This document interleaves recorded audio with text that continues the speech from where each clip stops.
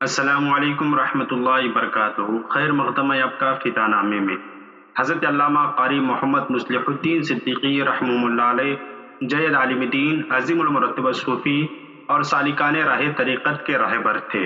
جہاں آپ علم و عمل میں یکتائے روزگار تھے، وہیں آپ کی ذات زہد و تقوی، فقر و استغنا، جود و سخا، علم و بردباری، احسان و ایثار، طہارت و پاکیزگی، صبر و رضا، ایمان و ایقان اور حسن و اخلاق کا حسین تر مرقع تھی۔ علم و عمل، فضل و کمال، غرض کے جملہ محاسن کا نام قاری محمد مصلح الدین صدیقی تھا۔ قاری مصلح الدین کی ذات اوصاف حمیدہ اور اخلاق حسنہ کا مجموعہ تھی۔ آپ اپنی گفتار و کردار سے قرون اولیٰ کے مسلمانوں کی تصویر معلوم ہوتے تھے۔ اللہ اور اس کے رسول کا عشق آپ کے رگ و پے میں بس گیا تھا۔ آپ آیات ربانی اور سنت کی تصویر تھے۔ حقیقت یہ ہے کہ بے عملی کی اس گرد آلود میں آپ کا وجود باران رحمت سے کم نہ تھا۔ 40 برس بڑی خاموشی کے ساتھ دنیاوی طمع اور ستائش کی تمنا کیے بغیر دین کی خدمت کرتے رہے۔ ہزاروں سال نرگس اپنی بے نوری پہ روتی ہے، بڑی مشکل سے ہوتا ہے چمن میں دیداور پیدا۔ علامہ قاری مصلح الدین صدیقی علیہ رحمت رضوان اپنی وجاہت کے بدولت تمام علماء کرام میں ممتاز اور نمایاں نظر آتے تھے۔ انسان کی زندگی کا اصل جوہر اس کے اچھے اخلاق اور خصائل و عادات ہیں۔ ایک باکمال شخصیت کے اندر ان اوصاف کا پایا جانا لازمی اور ضروری ہے۔ حضرت قاری صاحب کی شخصیت بھی ان عادات کی آئینہ دار تھی، اس لیے آپ کی زندگی کا ہر پہلو تابناک اور روشن رہا ہے۔ آگے بڑھنے سے پہلے آپ سے درخواست ہے کہ آپ ہماری چینل کو سبسکرائب کریں، ہماری ویڈیو پسند آئے تو لائک کریں، نہ پسند آئے تو ڈس لائک کریں اور اس ویڈیو کو اپنے احباب تک شیئر کریں۔ علامہ قاری مصلح الدین صدیقی رحمہ اللہ علیہ 11 ربیع الاول 1336 ہجری بمطابق 1917 کو قندار شریف، ضلع ناندیڑ، حیدرآباد دکن میں پیدا ہوئے۔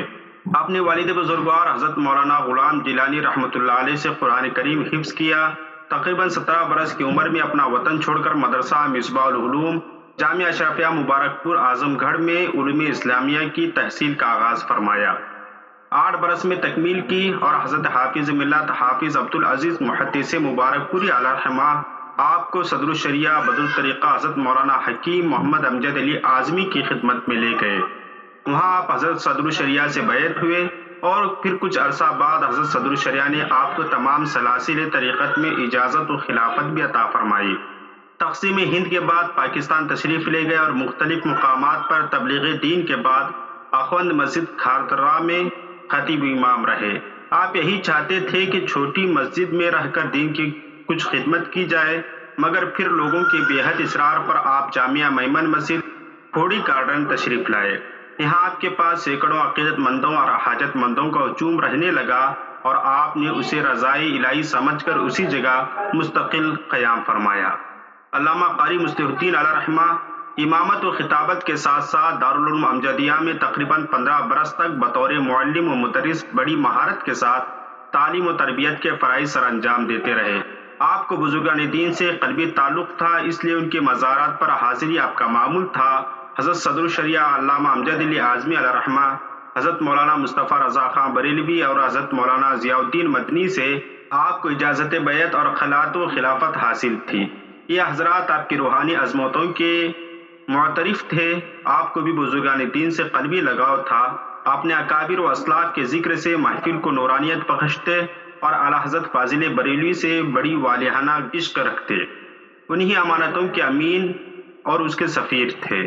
حضرت قاری صاحب نور اللہ مرقدہ کے توسط سے بے شمار افراد اعلیٰ حضرت فاضل بریلوی کے سلسلے عالیہ میں داخل ہوئے۔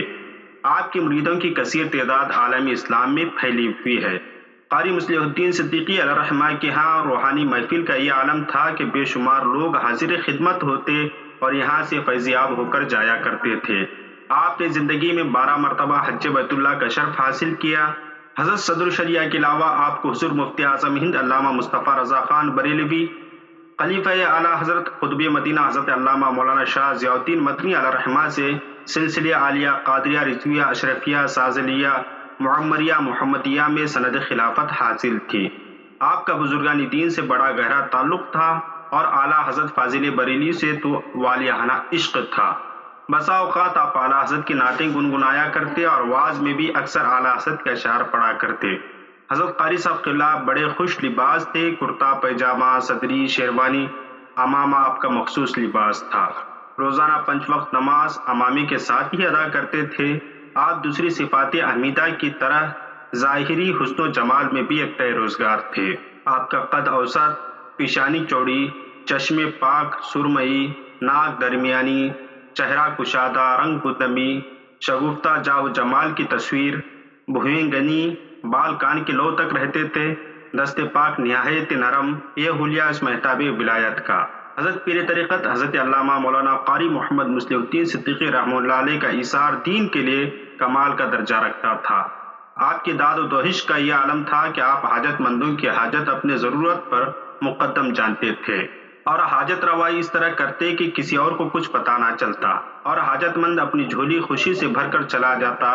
یہ انداز حضرت قاری صاحب کے عالمانہ شان و وقار اور دین و دوستی کا کھلا ثبوت ہے اور ہمارے اسلاف کرام کا یہی معمول رہا ہے۔